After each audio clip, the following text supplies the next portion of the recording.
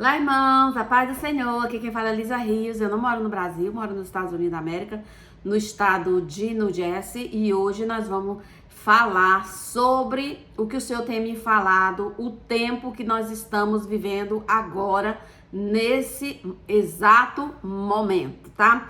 Eu vou aqui entrar no livro de Gênesis 49, a partir do verso 16. Aqui tem as bênçãos que Jacó deu aos seus filhos, às 12 tribos de Israel, né? Só que eu vou especificar somente numa tribo, pois foi essa tribo que o Senhor me falou. No Gênesis 16, né? Vamos lá, você pode acompanhar também. 49, verso 16. Fala assim, ó: Dan defenderá o direito do seu povo com qualquer das tribos de Israel. Dan será uma serpente. Veja, olha, o primeiro versículo que fala aqui, ó, 16, olha: Dan defenderá o direito do seu povo, como qualquer das tribos de Israel. Olha quem é que quer defender Israel, né? Quem é? O anticristo, viu? E aqui, ó, Dan será uma serpente. Quem é a serpente? O diabo. Quem é o diabo? O anticristo. À beira da estrada, uma víbora à margem do caminho, que morde o calcanhar do cavalo e faz cair de costa o seu cavaleiro. Ó Senhor, eu espero a tua libertação. Irmãos, quando Deus me falou isso, que nós estamos vivendo o tempo, né, de Dan, eu fiquei chocada, irmãos. Eu fiquei chocada. Porque o cenário profético que nós estamos vivendo é exatamente isso. Porque quem é a serpente que vai assinar o acordo de paz lá com Israel? Se não é o anticristo? A serpente, o diabo. Entende? Então aqui fala aqui, ó: a tribo de Dan ocupa um lugar único e intrigante dentro da narrativa bíblica, particularmente no contexto de Gênesis e do Pentateuco mais amplo, como uma das 12 tribos de Israel. A história de Dan começa com o seu patriarca Dan, que foi o 5º filho de Jacó e o primeiro filho de Bila, a serva de Raquel, né? Que Raquel era estéril, não podia ter filho, né? E ela é a mãe de José também, de Benjamim, mas antes dela ter esses dois, ela pegou a concubina dela e deu para Jacó fazer um filho dela, que é o nome dele, Dan, tá? Então, Deus me fez justiça. Raquel, quando recebeu o menino, tido pela sua concubina, né? Raquel exclamou e disse: Deus me fez justiça. Então, Dan significa justiça, né? Juízo. Ele ouviu o meu pedido e me deu um filho. Ela o chama de Dan, que significa eu julgo, né? Refletindo-se seu senso de julgamento e de vindicação divina. Esse momento de alegria para Raquel também carrega uma narrativa mais profunda de luta e competição dentro da família de Jacó, pois o nascimento de seus filhos muitas vezes vem com turbulências pessoais e relacionais e não significantes. A tribo de Dan é mencionada várias vezes ao longo do Pentateuco, mas é o livro de Gênesis que vemos os aspectos fundamentais de sua identidade. Quando Jacó abençoa seus filhos em Gênesis 49, né, que fala, ele fornece visão profética do futuro de cada tribo. Sobre Dan, Jacó julgará, né, Jacó diz: Dan julgará seu povo, ou seja, Dan julgará Israel, todo o seu povo, todas as tribos, né? Das tribos de Israel. Dan será uma serpente no caminho. Quem é a serpente, irmão? Como eu falei agora mesmo. Se não o anticristo, o diabo, o anticristo. Entendeu? No caminho. Uma víbora no caminho, que morde os calcanhares do cavalo para que o seu cavaleiro caia para trás. E né, você pode ver aí no Gênesis 49, 16 a 17. Esta profecia sugere uma natureza dual para a tribo de Dan, uma de liberação e liderança, no caso, e julgamento, mas também liderança. Quem é líder? Liderança. O anticristo vai liderar as nações. entende? Todas as nações. E julgamento, ou seja, ele vai querer se sentar no lugar de Deus, entende? Ele vai querer, por exemplo, ele vai querer fazer justiça com as próprias mãos deles, ou seja, ele vai querer fazer que as coisas aconteçam em Israel, entendeu? Ele vai querer fazer tudo bonzinho no planeta Terra, entendeu? E as pessoas vão acreditar nele, achando que ele é uma boa pessoa, mas não é. Não é. O cenário profético tá aí, olha. Donald Trump, Jared Kushner e Elon Musk.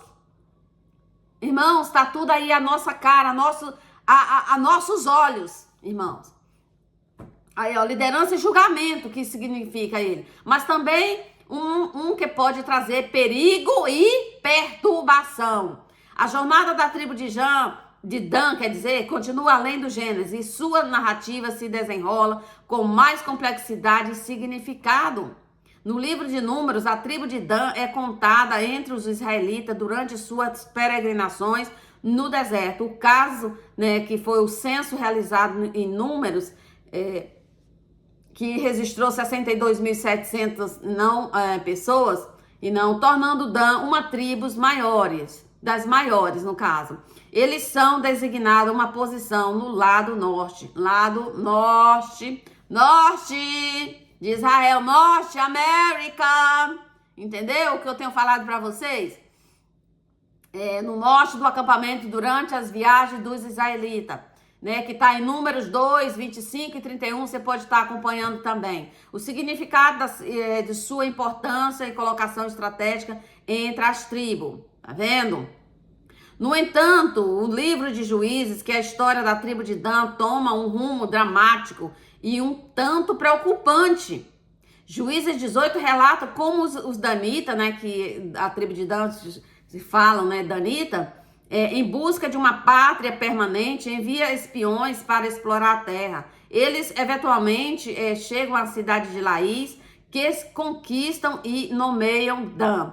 Esta conquista, no entanto, é marcada pela idolatria, o egocentrismo, tá, irmão? Muitas pessoas vão acreditar que são deuses, entendeu? A idolatria de si mesma. Lembra dessa religião aí que estão querendo implantar? Uma única religião no planeta Terra? Então tem tudo a ver com Dan, tá? Que o Senhor me falou. Aqui, ó, esculpindo, ó, no entanto, é marcada por idolatria. Os danitas levam consigo uma imagem esculpida e estabelecem sua nova cidade, levando um legado de adoração de ídolos que atormentaria a tribo de Dan, né? Atormentaria todas as tribos, né? E Juízes 18, 30 a 31 também vocês podem acompanhar. As tendências idólatras da tribo de Dan são ainda mais destacadas na narrativa do ídolo de Mica, né? Que é um ídolo que eles criaram. Em Juízes 17 e 18, lemos sobre um homem chamado Mica, que cria um ídolo e contrata um levita para servir como seu sacerdote. Vê se pode. O homem contratou, fez as imagens lá, tudo, e daí contrata um sacerdote para ser sacerdote, entendeu? Daquela tribo, daquele ídolo. É gravíssimo. É o que está acontecendo. A adoração ao anticristo, a adoração ao falso profeta e o anticristo, porque o falso profeta vai levar multidões para adorar o anticristo, igual eu falei para vocês, irmão, não fique adorando aí Donald Trump, achando que ele é bonzinho, que ele vai fazer as coisas boas, não, porque como eu falei para vocês, eu vi o Donald Trump vestido de bata preta enorme, né, que parecia aquelas batas de muçulmano, aqueles da igreja católica lá, aqueles bispos lá, com um crucifixo, uma correntona no pescoço e um crucifixo do joelho dele para baixo, era uma cruz enorme. Foi assim que o Senhor me mostrou. Sabe, não é brincadeira, irmãos, o que estamos vivendo, nós estamos vivendo os últimos dias da igreja. E essa tribo está representando o tempo que nós estamos vivendo, o tempo do anticristo. Olha aqui, o legado da tribo de Dan é ainda mais complicado por sua ausência de certas listas-chave na Bíblia. Notavelmente, a lista das 12 tribos de Israel, em Apocalipse 7, que descreve os 144, ela não está no Apocalipse. Olha aqui, servos selados de Deus. A tribo de Dan está conspicuamente ausente, ela está ausente das tribos do Apocalipse, irmão. Veja só, é impressionante isso que estamos vivendo, é impressionante. Esta omissão levou a muita especulação e interpretações entre os estudiosos e teólogo bíblico, né? Alguns sugerem que isso reflete a associação da tribo com a idolatria, a infidelidade, enquanto outros veem isso como uma representação simbólica de julgamento e exclusão. Irmão, não é por acaso, nada é coincidência, é jesuicidência, né? Apesar desses desafios, a tribo de Dan também tem momento de redenção e significado. Uma das figuras mais famosas da tribo de Dan é Sansão, né? Sansão, ele caiu, né? Mas nos últimos dias ele matou os filisteus mais do que toda a vida dele, né? E não a história de Sansão, cuja história é contada em Juízes 13:16. Sansão, um nazireu desde o nascimento, foi dotado de força, né? Forças extraordinárias por Deus para libertar Israel dos filisteus. Embora sua vida tenha sido marcada por falhas pessoais e lapsos morais, Sansão finalmente cumpriu seu papel como juiz de Israel, né, o libertador, demonstrando o potencial de grandeza dentro da tribo. No Novo Testamento, não fornece muitas informações adicionais sobre a tribo de Dan, mas sua história continua a ser um assunto de interesse e reflexões para cristãos, né? As complexidade de suas narrativas, marcada tanto por liderança quanto por idolatria, força e fraqueza, serve como um poderoso lembrete da condição humana e da necessidade constante de fidelidade com Deus. Ou seja, eles não são um povo fiel a Deus, entende? Nós estamos vivendo um povo, nós estamos vivendo uma época que as pessoas não são fiéis a Deus. Infelizmente, nós estamos brigando todos os dias, para sermos fiéis ao Senhor. Ao refletir sobre a tribo de Dan, é essencial considerar os temas teológicos mais amplos de sua história, né, que abrange a jornada da tribo desde seu patriarca Dan até seu eventual assentamento, e lutas destacadas, né, importância da fidelidade ao pacto, aos perigos da idolatria e o potencial de redenção também, né? Sua história também enfatiza as necessidades de confiar na orientação e provisão de Deus. Ou seja, eles não estavam confiando em Deus, né? Eles não estavam confiando em Deus, na provisão do Senhor. E em vez de recorrer a Deus, né, eles foram recorrer aos ídolos e feito por mão de homem, né? Então, isso é um perigo que estamos vivendo agora, né? Na narrativa da tribo de Dan nos convida a examinar nossas próprias vidas, né? E comunidades. Existem áreas onde nós, como a tribo de Dan, né, fomos tentados a nos desviar do caminho de Deus e buscar nossos próprios desejos. Evite tudo isso, irmãos. Evite, porque não vale a pena procurar os seus próprios desejos. Hoje em dia as pessoas estão querendo botar os fones de ouvido no ouvido e ficar ligado em várias outras coisas, menos no Senhor. Você vai falar de Jesus para essas pessoas, se você pouco apanha, que as pessoas são grosseiras, elas são grosseiras. Então, não esperem nada bom que nós estamos vivendo essa tribo o Senhor falou claramente, nós estamos tendo esse problema de identidade, de se firmar nos caminhos do Senhor, por causa desse espírito maligno que está na terra, da tribo de Dan. Foi isso que o Senhor falou para mim, é um espírito maligno da tribo de Dan, da idolatria, da irresponsabilidade, de não querer compromisso com o Senhor, sabe? Então temos que repreender esse espírito maligno de idolatria, de egocentrismo, né? Que as pessoas estão tendo, de não querer compromisso com o Senhor, porque os tempos do Senhor está vindo e o anticristo está aí às portas, irmão. Está aí.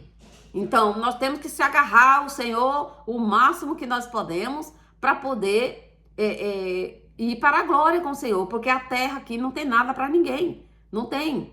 Essa terra vai ser queimada por completo. A palavra de Deus diz que as pessoas vão correr para debaixo das montanhas e vão pedir as montanhas para cair por cima delas.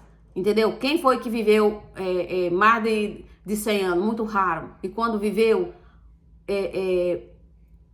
levou alguma coisa daqui da terra? Até Jesus, quando morreu, não ressuscitou dos mortos, ele deixou as suas vestes dobradinhas, dizendo, eu voltarei. Entendeu? Então, irmão, corre para Jesus. É Ele que pode salvar a sua vida, a nossa vida. Amém? Glória a Deus. Então, medite nessa palavra. Faz mais aí umas pesquisas para vocês também entender o que eu tenho falado, o que Deus me falou para mim. Tem mais ou menos um mês que o Senhor me falou sobre isso, que nós estamos vivendo essa época, nós estamos vivendo a tribo de Dan na terra, tá bom? Um beijo, fica com Deus, que Deus abençoe cada vida, amém?